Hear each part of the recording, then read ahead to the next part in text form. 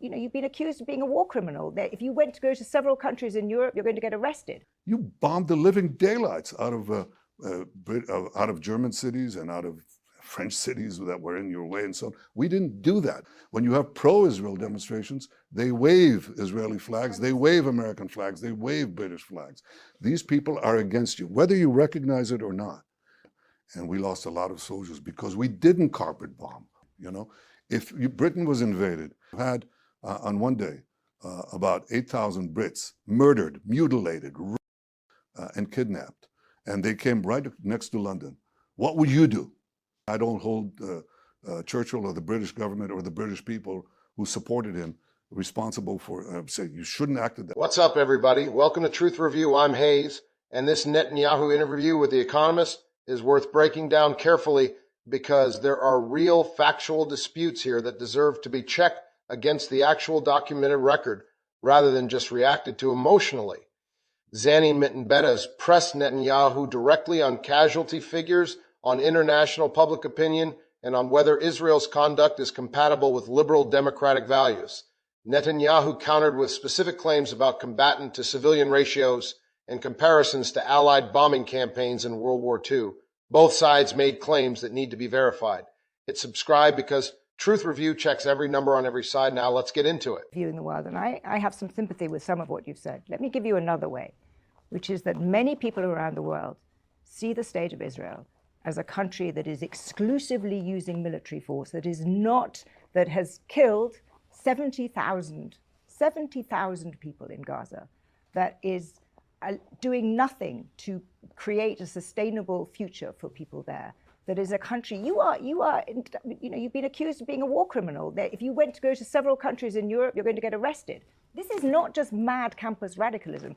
This is a feeling around the world. You said it yourself to us just now. In public opinion around the world, Israel is doing very poorly. And it's doing very poorly because people see a country that is behaving in a way that is not compatible with being a liberal democracy. And therefore, I think you have a problem. I think that loss of public opinion, what struck me from your autobiography was how subtly and for how long you have understood this. You know that political power comes from public opinion, and you know that you need to win the battle of public opinion, and you're losing it. You've absolutely lost it in Europe, but much more worryingly for you, you're losing it in America. And I think that what you've just told me about fanaticism is true in part, but it is not going to shape public opinion. People are going to roll their eyes and say, he's saying that anybody who says anything critical about Israel is anti-Semitic. He's giving this large, this story about fanaticism, and he's not accepting the fact that Israel is behaving in a way that we think is incompatible with the kind of liberal democracy that he claims. To Afghanistan, to Iraq, and so on, the ratio of combatants to non-combatants killed was 6-1, 7-1. In Gaza, because Hamas was forcing people to stay in urban areas at gunpoint, the ratio is about 1.5 to 1.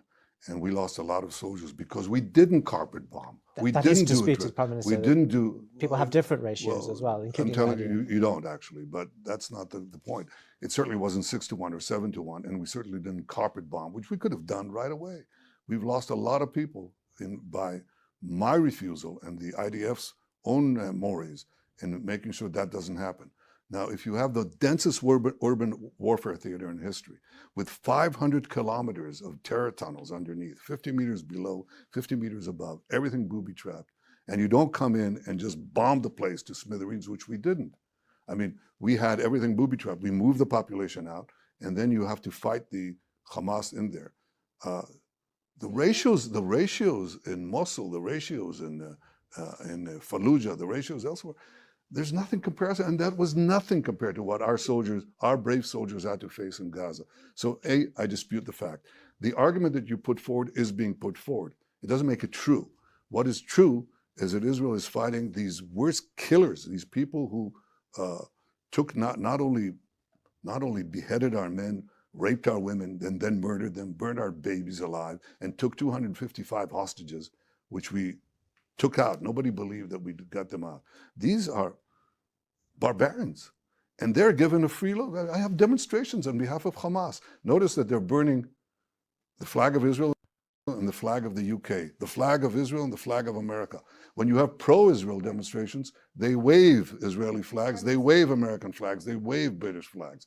These people are against you. Whether you recognize it or not, they will sweep away your societies, your freedoms, your ideas, the values that we cherish, exactly Prime as you Minister, do. it really isn't just extreme radicals. There are huge numbers of people who are concerned about Israel's behavior, frankly, including people like me. Well, you Friends know, of Israel who are I think concerned. that if Britain was invaded, forgive me, you know, if Britain was invaded and you had the equivalent in Britain, your population is what, 65 million, something like that, 60 million, right? So you're about 6 times our size. So if you had on one day about 8,000 Brits murdered, mutilated, raped, and kidnapped, and they came right next to London, what would you do? We know what you did. We know exactly what Britain did, and I don't hold Churchill or the British government or the British people who supported him responsible for saying you shouldn't act that way. You bombed the living daylights out of German cities and out of French cities that were in your way. Let's break down what actually happened in this interview, because there are several specific factual claims here that need to be checked against the documented record. Start with the casualty ratio dispute, because it's the most consequential factual disagreement in the entire exchange.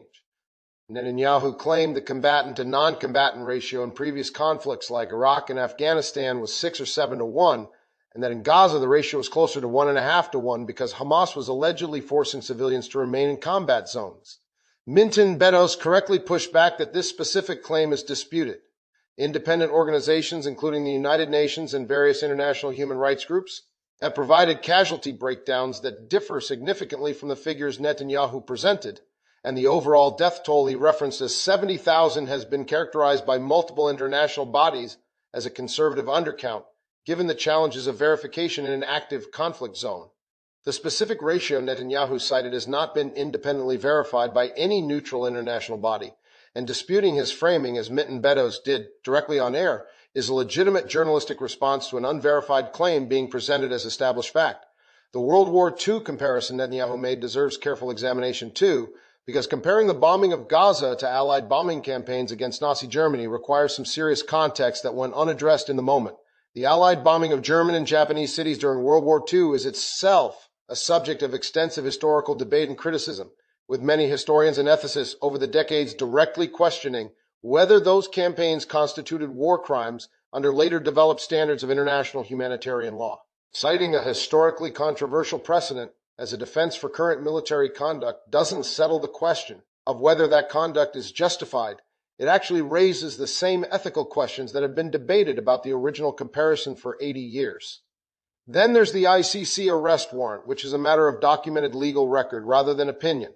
The International Criminal Court did issue arrest warrants in November 2024 for war crimes and crimes against humanity, including the use of starvation as a method of warfare against senior Israeli officials. That is not a disputed claim. It's a matter of official public record from an international judicial body, regardless of how any individual government or public figure chooses to respond to it politically. The reported Trump phone call is worth engaging with cautiously here, since it comes from anonymously sourced reporting rather than a confirmed public transcript, and specific quoted language in stories like this should always be treated with appropriate skepticism until independently corroborated by multiple sources. What can be said with more confidence is the broader documented pattern that there have been reported. Tensions between the incoming Trump administration and Netanyahu's government over the scope and direction of regional military escalation, particularly regarding Lebanon. And that pattern has been covered across multiple credible outlets, even where specific quoted dialogue remains unconfirmed. Subscribe to Truth Review. We check every claim, every ratio, and every quote against the actual documented record, and we flag exactly where the sourcing is solid and where it still needs independent verification.